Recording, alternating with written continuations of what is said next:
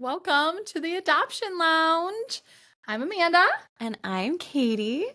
And we are going to talk to you today about different types of adoption relationships, building trust between not only adoptive parents and expectant moms or expectant parents, but also healthcare service providers and other family members. First, we're matching. So we thought it'd be cute to wear our matching sweatshirts, which were not actually ordered for the podcast, but actually gifts of love from our two amazing owners, Carolyn and Sharon. During COVID, we had to start working from home and, of course, had to cancel the one event that we look forward to all year, which is our very cozy and adorable company Christmas party. And so instead of that, as our little Christmas gifts, we got matching hoodies because we were all staying at home, being safe and cozy in our hoodies. And we thought it was cute. It says adoption is love, which it is. Yes, we love them. So now we're just going to be matching besties through this podcast. Yes, matching besties, for sure. So last week, what did we talk about last week? So last week we talked a little bit about open adoption. Not a little bit, a lot about it. A lot about it. We went into navigating open adoption, balancing the different ways that you can navigate it, the different spectrums, how much you communicate. It was really, I thought it was a really fun episode. I loved talking about it. Katie got to talk about a little bit of her story. Yeah. Which was really fun. So if you haven't watched it, you're missing out. You should. Oh my gosh. After you watch this one, go watch that one. Yes, absolutely. But today... Yes, today we're going to, like Katie said, talk a little bit about the relationships in adoption, many different aspects of it. So how to communicate with a birth mom, an expectant mom, how to talk to family members about adoption, how they should talk to your child about adoption, just everything. We're really going to touch on everything. But first, we're going to talk about the types of adoption. If you didn't get to listen to our last podcast, just a little recap. Just a quick little recap for the new listeners. And hopefully some of you are new. Welcome. Welcome. We're going to talk a little bit about open, semi-open, and closed. So you want to talk a little bit about what those three types of adoption are? Yeah, I would love to, Amanda. So with closed adoption, really, we're talking about no expected continued communication after the baby is born. Semi-open adoption would be occasional updates. However, that looks like we had a family set up a separate Facebook account for it. You can communicate directly through, of course, texting, email. Open adoption is really the same as semi-open adoption. What it would really include would be the possibility of a once yearly visit, assuming that's what the expectant mom was wanting to participate in. And also, just to kind of talk really briefly about some of the pros and cons of open adoption. Katie talked about on the last episode about how just getting to know, taking the burden off of the child. If you're going to do open adoption, it takes that off of them. They've always met the birth mom. They don't have to go looking or wondering. They don't have to build up any expectations about what their birth family might be like because they get to build that relationship earlier on. Yeah. And if the expectant mom doesn't want to participate in that, that's fine too. Yes. That doesn't mean that you're not going to have an unhealthy or traumatic experience growing up with your adopted child. I would just say that it's important to control the narrative, explain the loving decision that she made, and handle all of this together with transparency, normalize the adoption process. And I think that you're great moving forward from there. So any awesome relationship you can have with the birth family is just icing on the cake. Absolutely. I think even with a semi-open adoption, because communication can still be there. And with open adoption, one thing I think that families have really talked about was it took some of the burden off of them too when their child did get a little bit older and did have questions naturally because we're human. So we just want to know our story. Curiosity, that's like one of the main things. Yeah, and I think it's nice that it took some of that burden off of the adoptive parents and they were able to facilitate, well, great, I'm glad you have so many questions. Why don't we reach out to your birth family and get some of those answers for you? So I think that's really nice, but that can really go, like I said, for semi-open adoption too. Absolutely. Absolutely.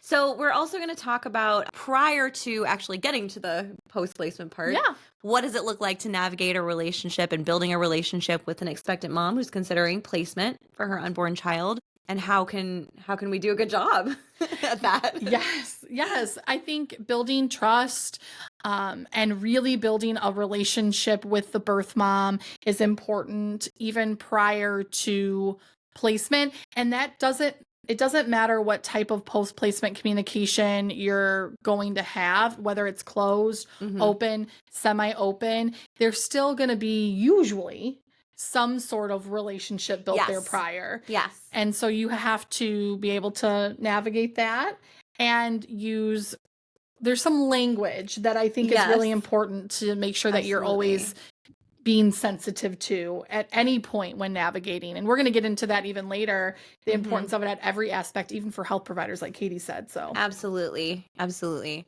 I've talked about this before with Amanda, but having a son with Down syndrome, I have a son with Down syndrome.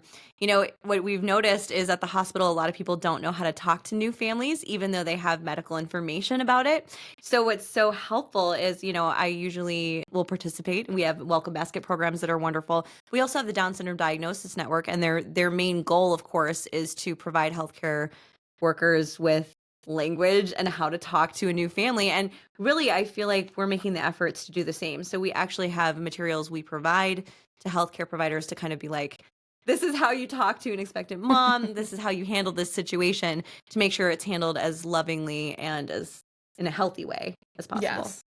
Yes, and and I think that you're being sensitive to it when talking with the expectant mom, whether it Sure. be prior to the adoption or after. I think it allows trust to be built. She'll feel Mhm. safe. She'll feel comfortable and confident. And also, I know we touched on this in one of the episodes too, but the way that you talk with your expectant mom is really going to show her how you're going to communicate to your child, what kind type of of parent you're parent. going to be, for sure. And so it's important to, allow her a safe place, because then she'll know that when she's placing her child with you in the future, possibly, that you're going to provide a safe space for them too, because that sensitive adoption language has to continue. And you have a responsibility to then teach people that are going to be in your child's life how to communicate so that Mhm. your child always feels safe and accepted.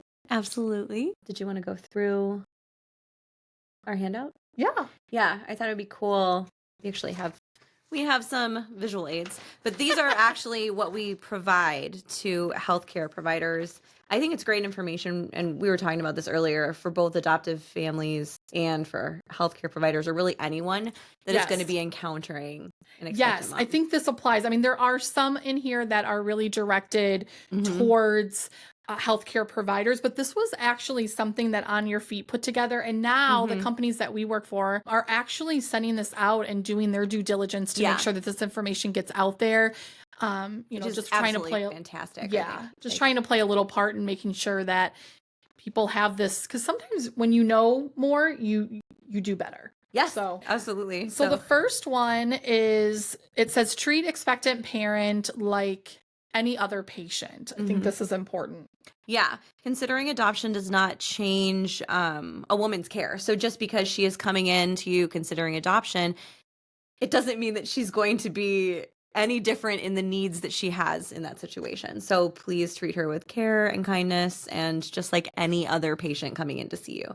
Yes, and this, can even go further. So treat her when you're communicating with her, whether it's pre-adoption or after, treat her just like any other friend. I think one of the common things that I always Yeah. try to remind families of when I used to be an adoptive parent coordinator was making sure that you're getting to know her, making sure that you're asking about her, and not every conversation Mhm. is about adoption, because although that is a big part in your life and her life right now, you also are trying to get to know her as a person. She's trying to get to know you as a person outside of this big Mhm. thing that's going on in your life. So I think that really applies Mhm. to everything moving forward. So, Yeah, I agree.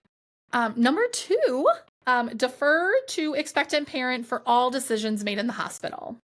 Yeah, you need to support her in what she wants. She's definitely in charge. If you don't know, ask, and you have to respect confidentiality. Absolutely.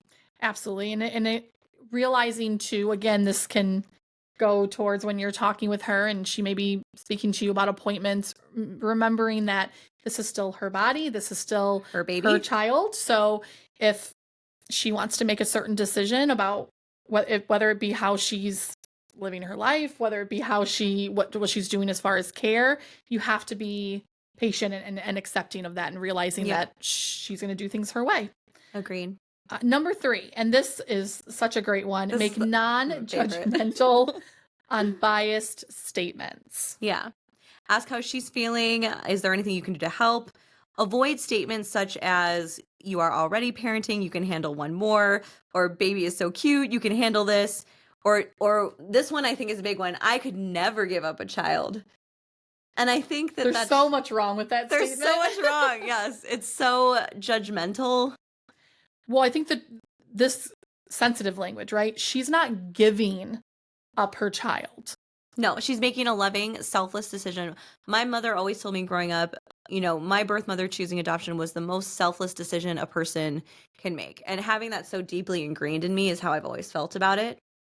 I talked to a birth mom about a year ago, and I remember we were talking about adoption sensitive language. Yeah. And one thing that she said about the term, well, you're going to give up your baby or even somebody was saying it in a nice way to her. They were actually saying, it is such a selfless act to give up your child. And I know that family didn't mean anything by it, but when they said that to her, it made her feel as though she was giving up. Yeah. Because it implies that this isn't intentional. This implies that it's not something that's thought out, that you're just kind of throwing up your hands and being like, I can't do this. And that's not at all the choice that she's making. Well, and I think even if she's using that language, because sometimes, that might be what she's telling herself, that doesn't mean you have to parrot it back. You do not need to mirror the language that she's using. Like, know better, do better. So in replace of give up, what we typically will tell families is say, it's such a selfless act for you to place your child for adoption, or it's such a selfless act for you to make this decision for yourself and for your child. I can't imagine how hard this is for you. Yeah. Because how much love you have for this child that you're making such a huge choice. Yes. Such a big choice. Number 4, and this we just talked about it a little bit, was using positive adoption language, because it is a positive thing.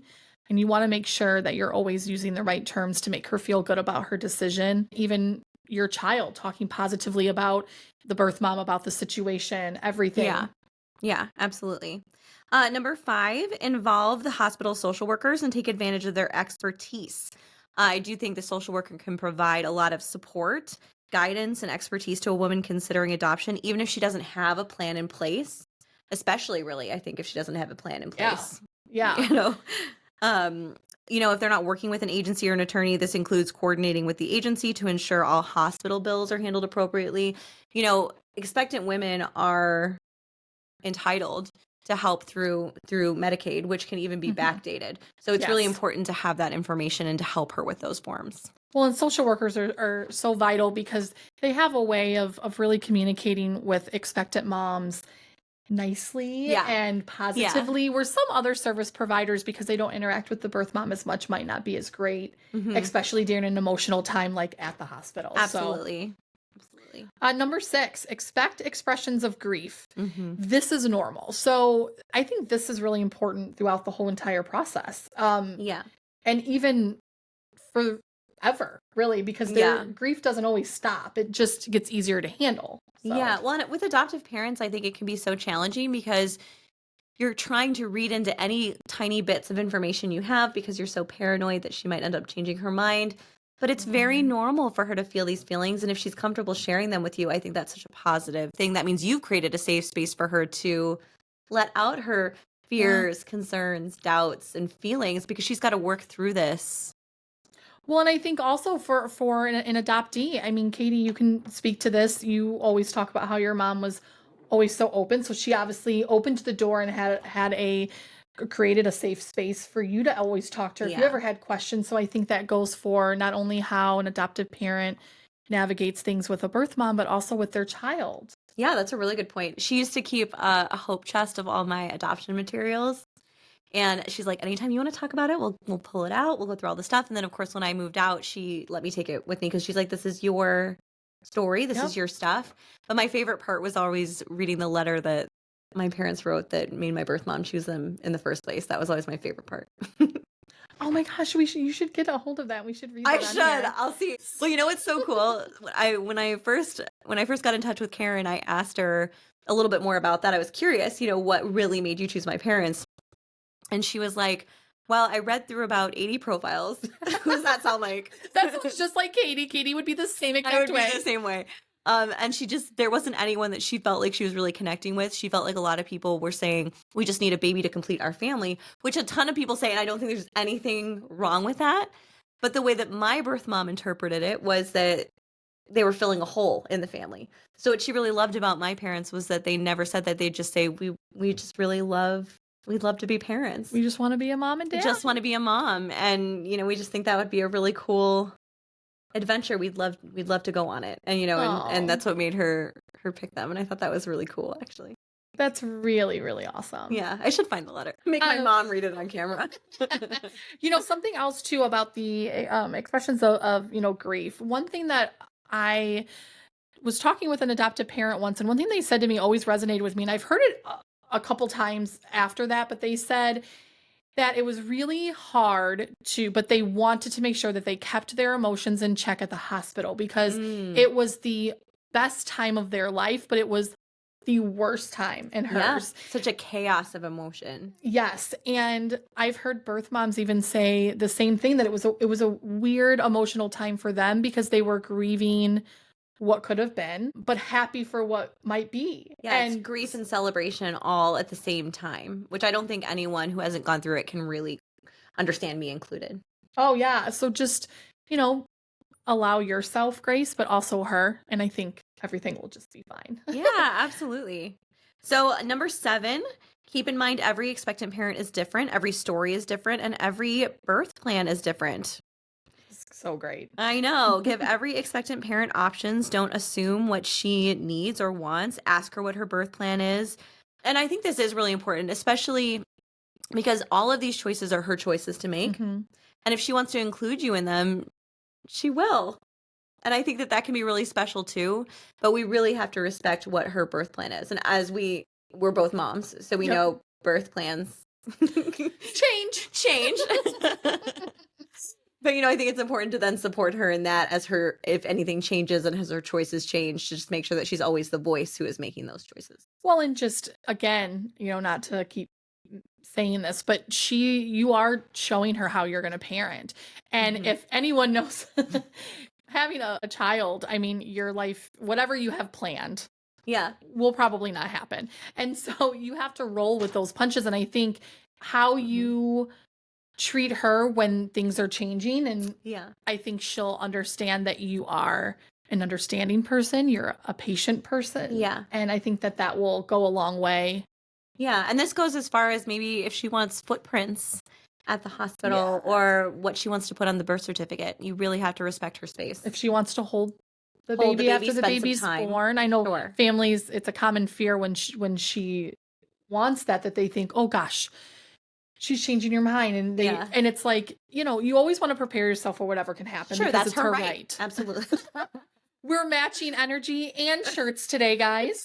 But you also don't want to assume, and I think this even goes for when you're communicating with her, I always suggest not even bringing up asking her, would you want us in the room? Because it's almost assuming that she's going to place, and you never want to assume anything. But if do you have a birth plan? If she brings it up, I always say, let her be in the driver's seat. And that includes talking about certain things. If she brings up, hey, how do you guys feel about being in the room? Then you can open that up to being like, whatever you want. We would be honored if that was what you chose. And you'd be surprised how many of them want your opinion too. Yes. It's very sweet. So it might become a collaborative thing, but you have to, like you said, let her stay in the driver's seat. Yep. You are a passenger princess, which Katie loves to be. I am. I never drive ever. I always Amanda drives me around. So number 8, please understand adoption is the most difficult decision parents will ever make. It is her right to change her mind at any time regarding her decision, even if adoptive parents are already involved, even if you're already at the hospital. Absolutely. Yeah. I think we already even kind of touched on this with, I think that's just huge. Understanding, patience, it goes a long way. Yep. Number 9, recognizing that open adoption benefits the child, the birth parents, and adoptive parents.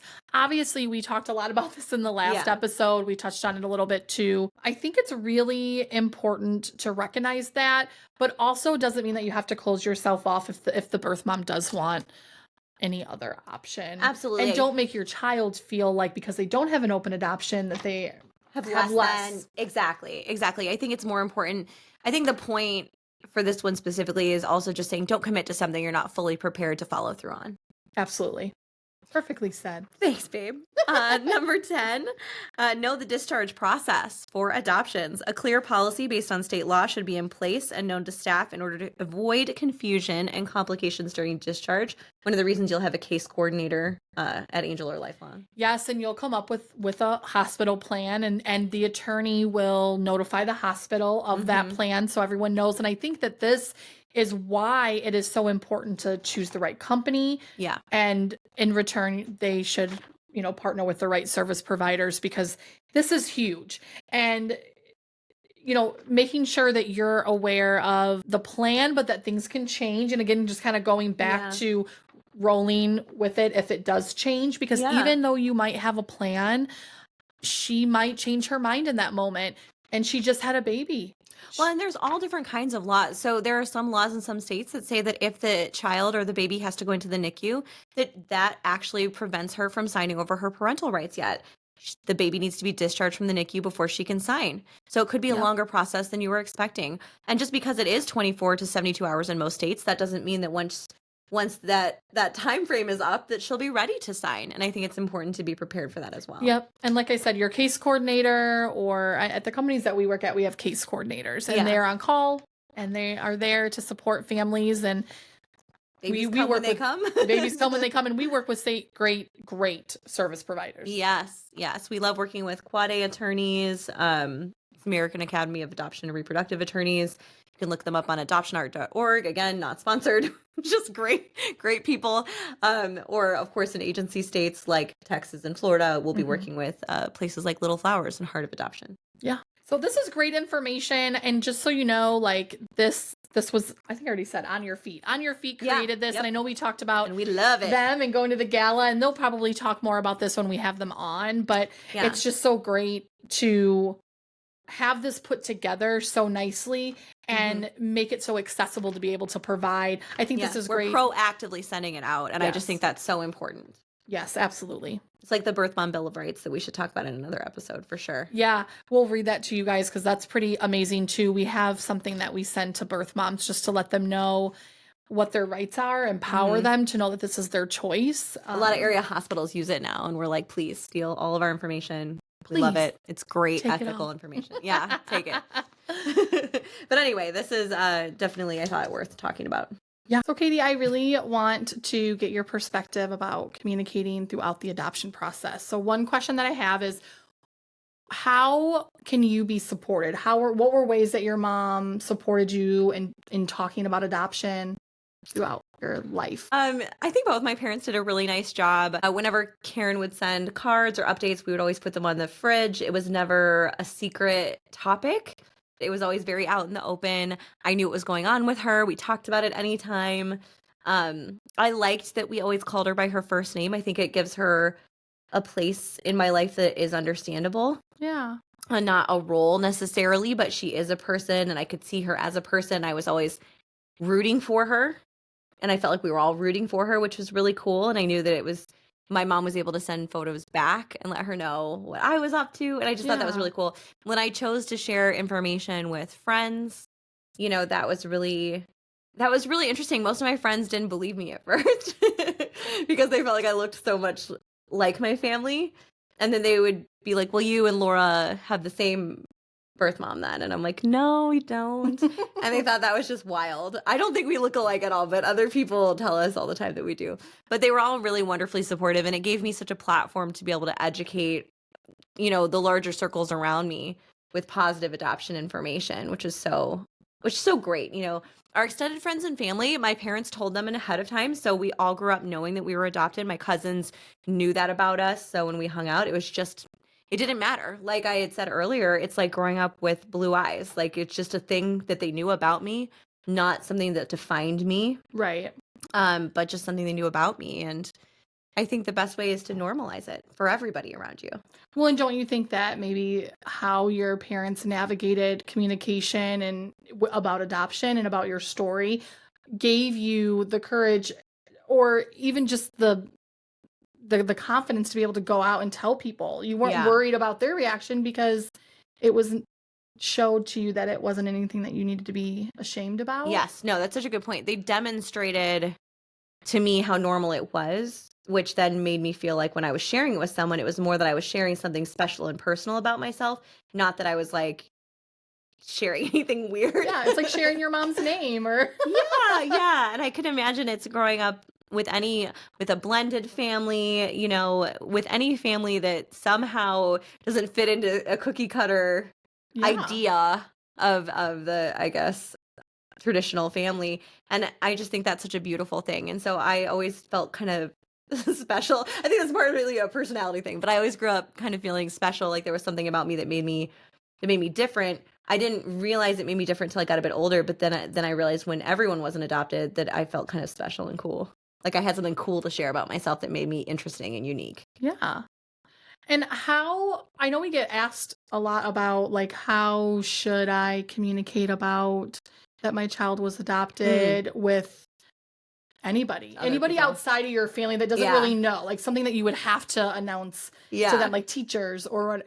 How do you remember your mom navigating? Yeah, well, one of my mom's favorite stories was that when we went to pick up my sister. So I was 4.5 when we adopted my little sister.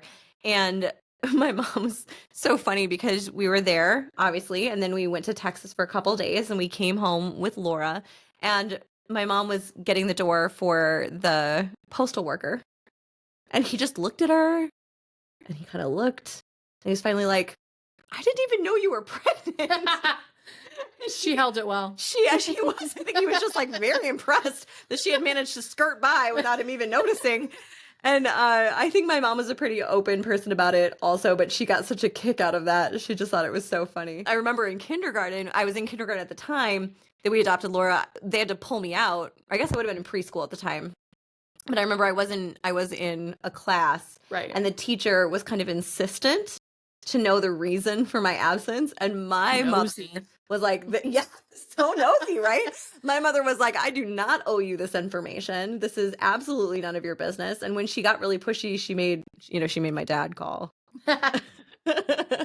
My dad is like the nicest person on the planet too. So it's funny that he could even come across as intimidating or not intimidating, but strong. But I just think that goes to show that it really is your business. So unless it's needed information, like from maybe a healthcare provider, I just think it's your business, your information to choose to share, and how you handle that is again your business. Even if you're dealing with a transracial adoption, for example. Mm-hmm. I mean, your child will obviously face different things in school, so maybe it'd be more important to share that information, but I still think it's your choice as a family how you tell people and what you choose to share.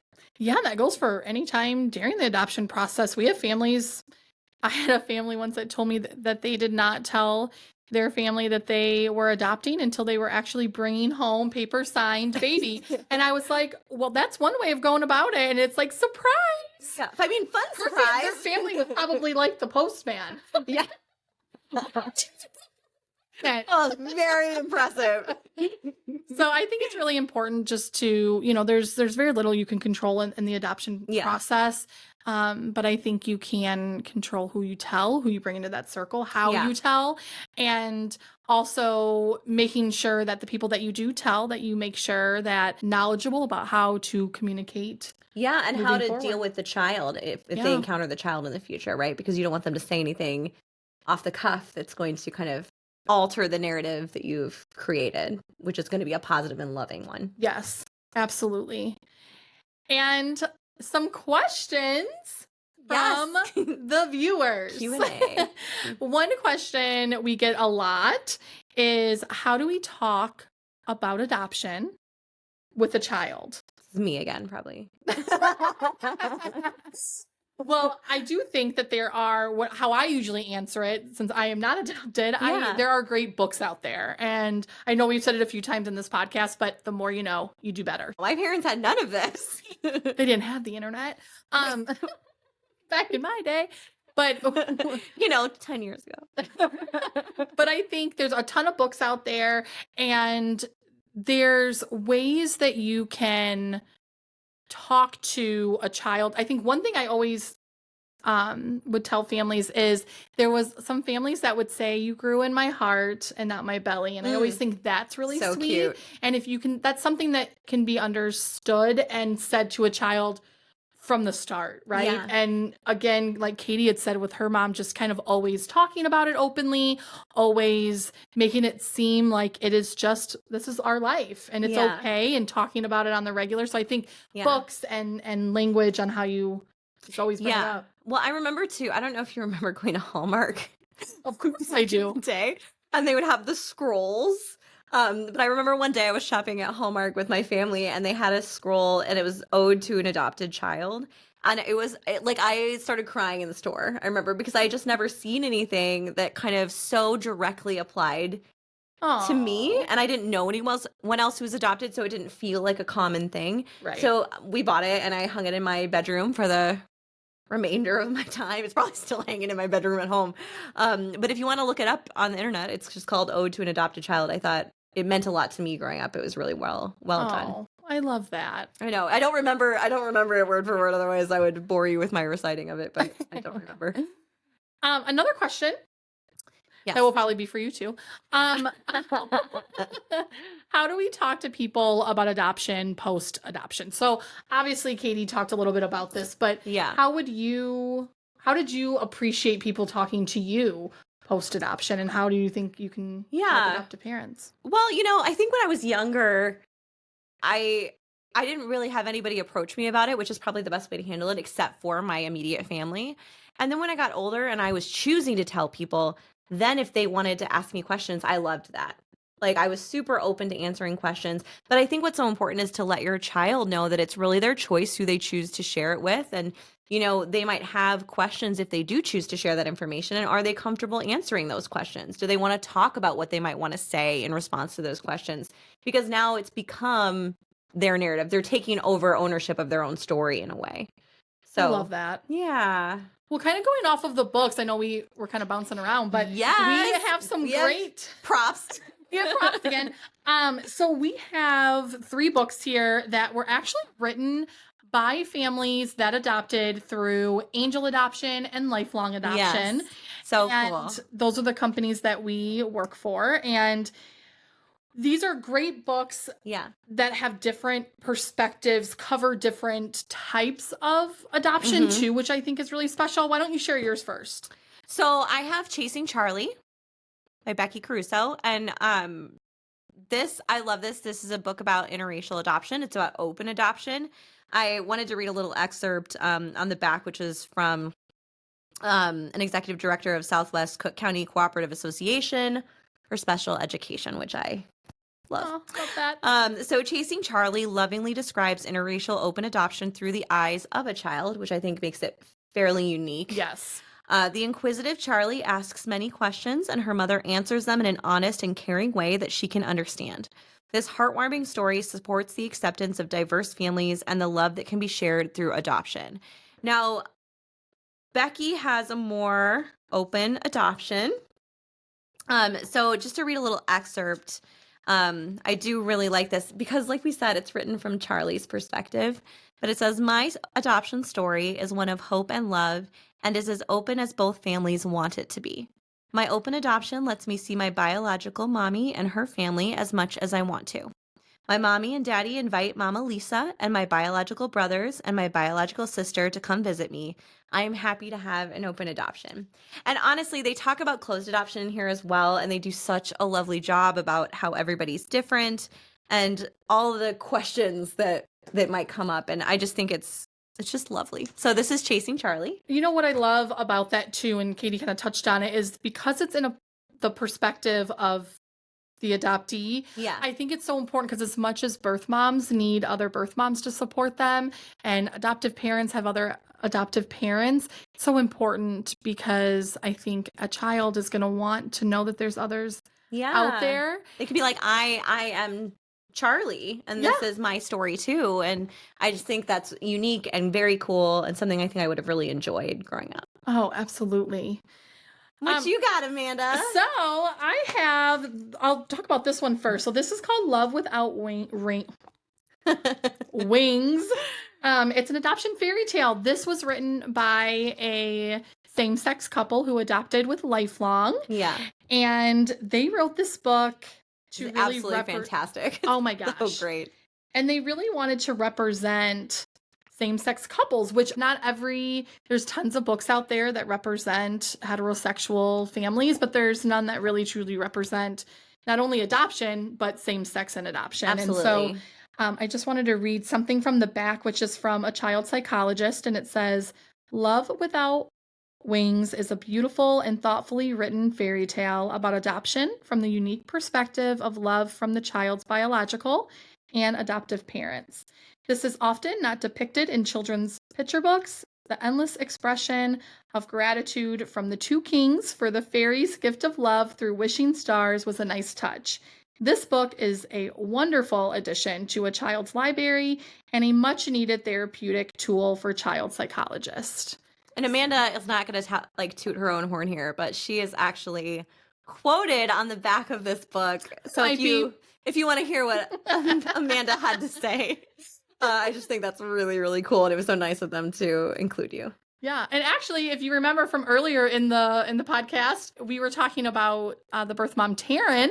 This is their birth mom in here, and they actually really look like each other. I mean, the artist did a really good job. Oh yeah, very accurate portrayals. Yeah, so this is great. And then another book that was written by Daniel and Trina Jackson. Yeah, one of our angel families. One of the angel families. This is called Part of Us. And this really talks about the story of how they became a family. And I think that's really great. Beautiful. But a message from them is that this book is intended for all families to read together. And we hope that you enjoy reading about how our forever family came to be through the process of adoption. There are several ways to make a family, and therefore every family may not look the same. We must always strive to seek an understanding of differences and remember to love each other unconditionally. And one thing that I love, as you can see from these pictures, they adopted outside of their race, and I think that that's really special too, because and twinnies. Yes, little twins, so cute. But I just think it's really great because I think these are three different stories, but they're all three, at least with angel adoption and lifelong adoption, these are three common families that we work with. Yeah. And we had a little hand. I know, just being a small part of it, it's such a privilege. Just being a speck, just reading about this and just being a speck in it is just amazing. Adoption is love. Absolutely. So for our next episode, what's coming up? Yes, next episode, we are going to have our first guest. You'll have to tune in to see who it is. But I will say that we'll be talking about their experience with adoption. Yeah, you can hear someone else other than me talk about their experience, which I love. Yeah, well, and it's going to be from a different perspective too. Yeah. It's not going to be from an adoptee. There's a clue. But yeah, we're really excited to have our first guest. We're excited to do another episode of Adoption Lounge. We are just so grateful to be able to be doing this, and we hope that you tune in for the next one. Thank you so much. Waynesboro. You always want